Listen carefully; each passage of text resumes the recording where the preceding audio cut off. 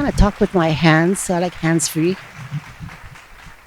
And I think that's part of the quote movement. So the subject today is movement. I just got back from Merry Monarch where there was movement like for days and hours and hours. And so the first thing when Noah said, "Oh, Auntie Vicky, could you come and talk about movement?" And I was like, "What kind of movement? You want political movement, social justice movement? You want hula as movement? You want, the natural ocean movement, clouds in the sky, rain movement?" All of those are the movements, and they all come into the things that I do because I do all of the above. I didn't know that I was an activist. I thought I was just a hula practitioner. So my mother was a dancer. A little bit about me. I should back up for those of you who do not know who I am. I'm Vicky Holt Takamine. I'm the kumu hula of Pua Ali'i Ilima. I'm the executive director of Pa'i Foundation. So I started my halau. Well, let me see. My mother was a dancer. My grandmother was a dancer. And I remember you guys, all of you, mostly too young, sitting in front of the black and white television that you had to turn the knob to turn the stations and turn the volume. That's how old I am. If you don't know what a black and white, they're somewhere in some museum at the Smithsonian, probably you can go see a black and white museum, a black and white television. But my mother was a dancer, and I would sit there and say, "Oh, I want to be a dancer." And my mother would say, "No, you're going to quit after 1 year." And I was like, "No, I'm not going to quit." She says, "Yeah, you're going to quit." So when I was about 12 years old, my sister was 10, she sent me to Maiki'ayu Lake to learn how to hula. And that was the best, for me, a very impactful time in my life. I just loved the dancing. I loved the stories. I loved the movement. And I loved all of it. So I continued to dance throughout my career. I was, when I graduated from high school, in fact, when I was a teenager, my kumu sent me to the pier right over here where that big ship is, Aloha Tower. And I would get my two girlfriends and I would go and dance with Uncle Bill Ali'iloa Lincoln, who is a wonderful musician, composer. That's how old I am. Okay, I was a teenager then. So if you know who Bill Ali'iloa Lincoln was, he was a composer, musician. And we would greet every ship that landed during the summer. I was a junior in high school.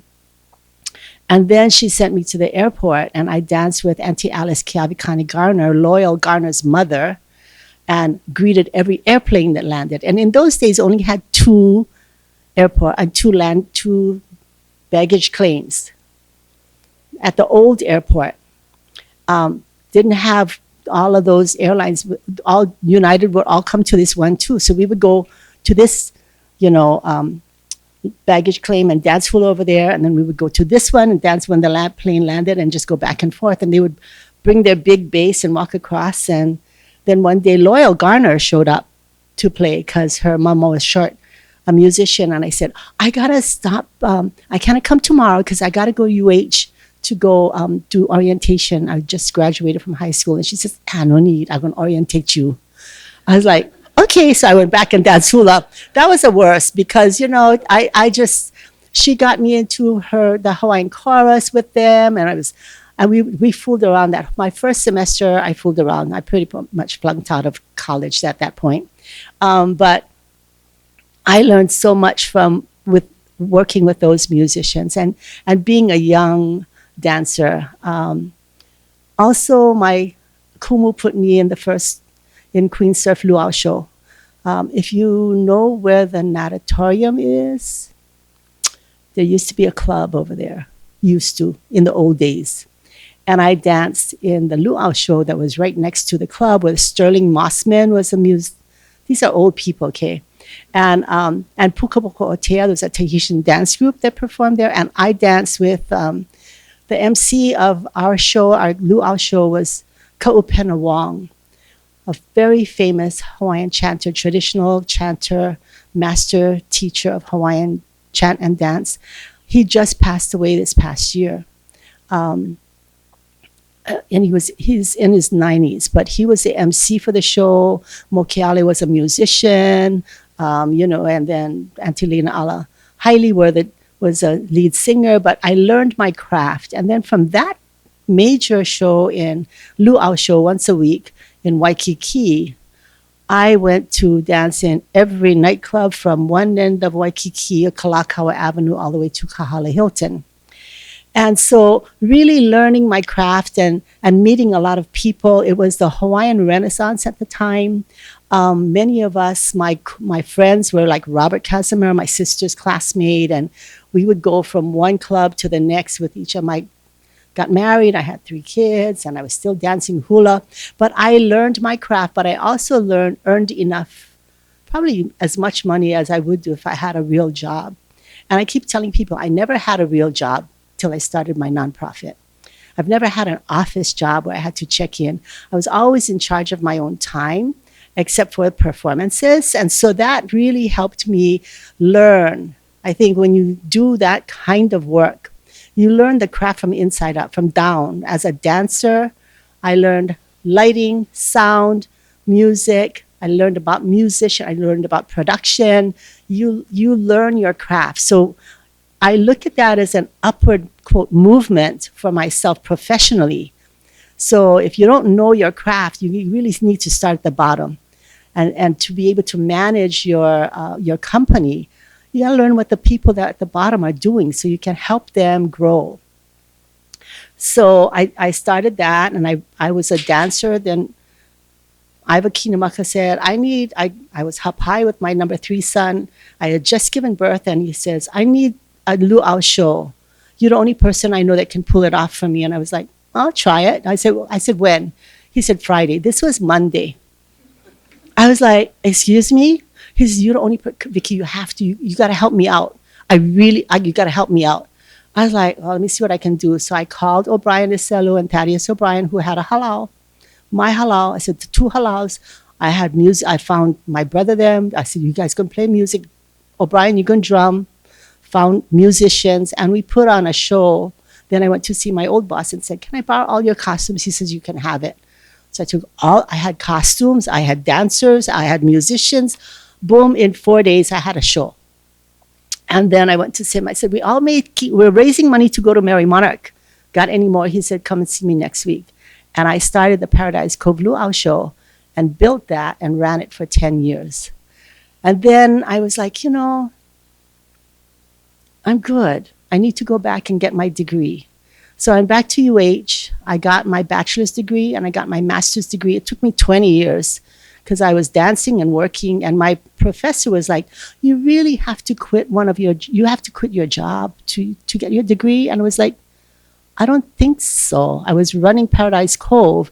I said, who can pay the bills? Who's going to put food on my table? I was taking one class at a time, just, enjoying my education. And they gave me a scholarship and I had my first D. And I was like, oh no, this is not acceptable. I was getting A's and B's, one class at a time. So again, making movement and progress in your own career, I ended up getting my bachelor's and master's degree in dance ethnology. And what do you do with that, right? I started my halau, I ran my halau, and I decided then I was at home, and my daughter-in-law came home with a paper, and she says, you really need to see this bill. And I was like, okay. She was in law school, a Native Hawaiian, looking at Native Hawaiian legislation that was coming through the state ledge. And the bill was Senate Bill 8 and House Bill 1920. They're ingrained in my brain. So that's another movement here, taking up space there. But the bill would say that Native Hawaiians, just the Native Hawaiians, had to go to the Land and Natural Resources, Department of Land and Land Use Commission, list everything you gathered, every fern you picked, every fish you caught, every surf you surfed on, every place you paddled your canoe, every place you went to pick limu, every shell, and then tell them where you got that fish from, where you got that he'e from, the squid, if you went fishing, where you picked that limu, where you picked those ferns, where you picked those flowers, and list it and have a clear preponderance of evidence that your ancestors gathered that prior to 1893. I was like, who are these people? So I decided, I said, okay, I testified against the bill. I said, this is unreasonable, and who are you to determine? And where's the clear preponderance of evidence? We do not have cell phones. There were no cell phones in those days prior to 1893. We didn't have pictures. My grandfather went fishing. We ate the fish. You want me to regurgitate it? My great-great-grandmother made those maileleis from Waianae. We wore it. It disintegrated. We know we did those activities. It's been documented. But the fact that we didn't do it in our family doesn't mean that I cannot go back and learn how to do kapa today if I wanted to. And so I gathered all the kumuhula that I knew of, and then I went to the phone book and went through the whole, hi, my name is Vicky Holt Takamine. We're going to have a protest down at the state legislature. Can you just bring your drum and your students? I know you don't know who I am, and I don't know you don't know what, but this is really important. You really should show up. And then I had Kumu, who had submitted testimony against the bill, and I called all of them. Auntie Pua Kanakaoles from Hilo, Hokulani Holt Padilla from Maui, Kili Irashel from Maui, Kehaolani Kupihea from Kauai. People came in from all the neighbor islands, and we ku'ed and we chanted and drummed for 24 hours from 12 noon to 12 noon the next day, and we shut down the Capitol. And I had called a press conference and nobody showed up to talk to us. But while we were in this, we had drums all around the middle of the rotunda. We literally shut down the state capitol, drumming and chanting every hour on the hour from 12 noon to 6. And from every 3 hours, from 6 p.m. to 6 a.m., Kaitano was in the office at that time, and he said he was woken up by conch shells and drumming and chanting because, he lived across the street. It's like, yeah, do something about these bills. So we were very effective in shutting down that bill. To me, that was the largest demonstration of social justice issues and activism and movement by the Native Hawaiian community. We were able to gather community engagement. And then what happened, I went to the convention center, and the State Foundation had an Arts in Public Places, and they commissioned $2 million worth of artwork, not one to a Native Hawaiian. And I was like, you racist. How can you commission artwork for tourism in our state, where it's our culture that is the attraction? It's not the sand and everybody got sand and beaches and palm trees and surf. You go to Bahamas and Tahiti and they go all that. But what's unique about Hawaii is our Hawaiian culture. Not only our Hawaiian culture, but all of the other cultures that make up Hawaii. That is unique. We've married into them. I'm Hawaiian, Chinese, English, Indian, French, Tahitian. I was born and raised in Hawaii by a Hawaiian family and Hawaiian cultural practices. I claim Hawaiian as my ancestry. But I can trace my genealogy back to the first settlers that landed here from the Marquesas and the Tahitis in 1500 AD. I don't know any other culture but mine, my Hawaiian culture. And so when we talk about activism, we talk about movement, I talk about being active and community engagement and creating opportunities. So I started Pa'i in 2001 because I said, okay, nobody's serving the Native Hawaiian arts community, so I'm going to do that. And I lobbied activism, movement, the state legislature for 2 years to fund a Native Hawaiian arts and culture program. And they said, no, we got the State Foundation. I said, they don't have a desk dedicated to Native Hawaiian arts, and they don't have anybody on their board that is Native Hawaiian. So how do you serve that community if you don't have somebody in decision-making position? You don't have a desk that serves Native Hawaiian. So in our own ancestral homeland, that's unacceptable. So the motivation for me, and they turned me down for 2 years because HTA testified against it because I wanted their $1 that they get from every hotel room. I said, no, I want that dollar. I wanted not only the office, I wanted the money to support it. So when we think about being an activist, for me, movement, I think about community engagement. I think about activism. I think about doing something and making things happen. For me, that's movement. That's how we make change in our community. What needs to, I don't do anything for myself. I do it for my community and for not just Native Hawaiians, for the residents and the visitors that come here to Hawaii. So our foundation, my nonprofit, our mission is to do that for our community. And everything that I do is focused on that. How can I make my community better?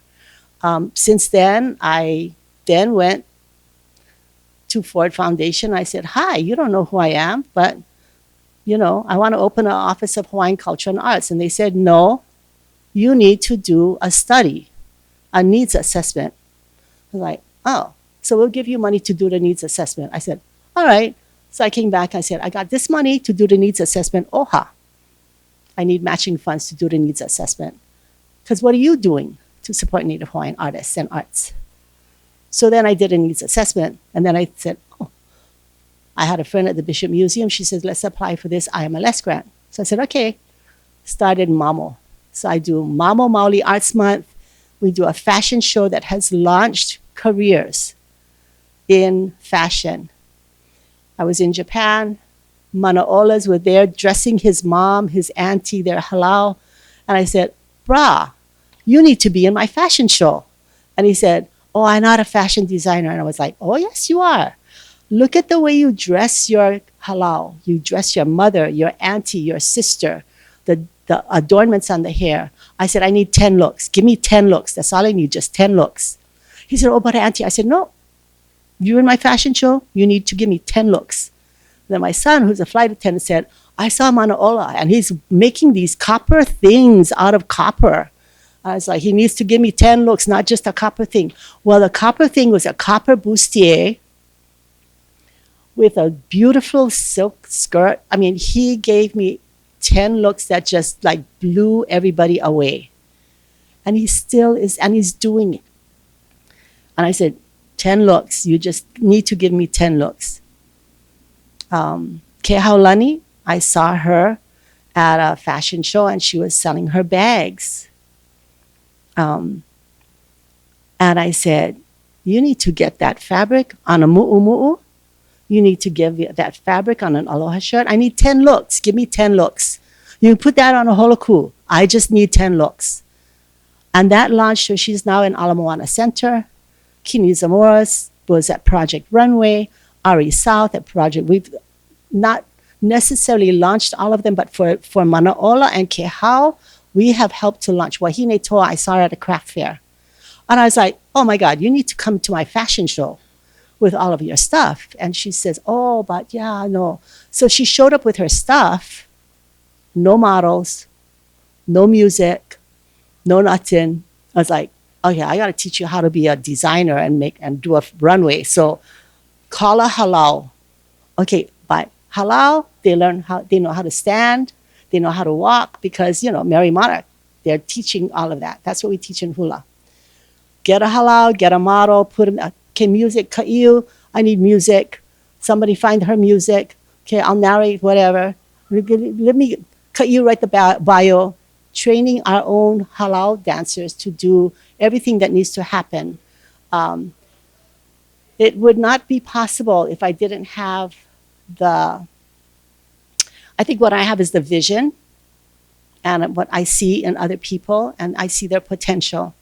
My nephew, Kaloku, great musician. I remember going to his house when he was in Vancouver, and they were so hungry to learn. I said, okay. I was doing a workshop, and I was stopping over, and I had to go back to DC, and I didn't want to come to Hawaii, so I stopped and hung out with them for a few days. Oh, Auntie, can you teach us hula? Sure. Okay, can you teach us one more? Okay. Can you teach us? I said, no, you learn these two tomorrow. Okay, come back tomorrow. I mean, I'm staying in their house. No, you're done. 2 hula. If you can do this tomorrow, I'll teach you another one. Oh, they were on it. They could not get enough. So the hunger for those of them that are away. And then his mother reached out and said, can I teach hula? She was one of my dancers. And I said, yeah, you probably know more hula than anybody else up there. So they started a halau. I started a nonprofit for them. And then I went up to start teaching. I said, now you can claim me as your kumu, and I'll bring my reputation to the West Coast. And for the last 20 years, is it 20 years, Lux? 21 years now. They have the largest cultural festival in Vancouver, Washington. And I take up kumu hula with me, Robert Casimiro, Kuana Torres. This year is going to be Kau'i Kamana'o, myself, Manaola, huge marketplace, almost as big as the Makeke at Mary Monarch this past year. We know that our artists can make a living off of their art. I went to Santa Fe Indian Market, and I compare our marketplace at Mary Monarch to that Santa Fe Indian Market. You can earn your annual salary from that one market. Artists sold out of almost everything that they brought up. And they sold out in the first 2 days.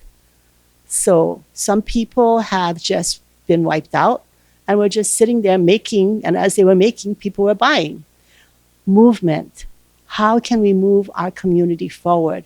As artists, we need to get together to create those opportunities. We need to get together to help each other learn the skill and the business of the art. And we have a new program we're starting. It's the business of the arts. You're a great artist. Are you a business person? And oftentimes you need a business person to help you run your business, to help you run your art. But you have to be able to trust them and don't give away your intellectual property rights.